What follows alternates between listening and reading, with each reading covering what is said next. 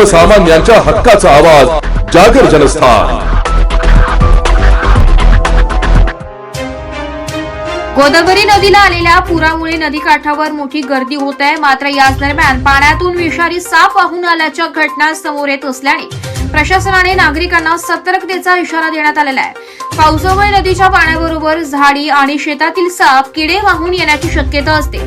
गोदावरीच्या पाण्यात विषारी साप वाहून आल्याचं दिसून आलंय, त्यामुळे पूर पाहण्यासाठी नदीकाठी जाणाऱ्या नागरिकांनी विशेष काळजी घ्यावी असे आवाहन करण्यात आले।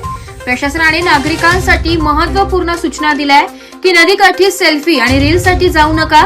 पायऱ्या आणि कठडे निसरडे असतात। लहान मुलांना एकटे पाण्याजवळ सोडू नका। रात्रीच्या वेळी नदीकाठी जाणे टाळा।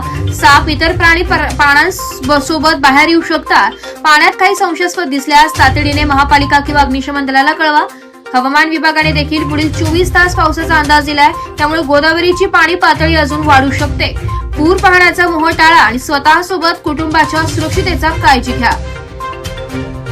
जागर जनस्थानसाठी संदीप नवसे, नाशिक।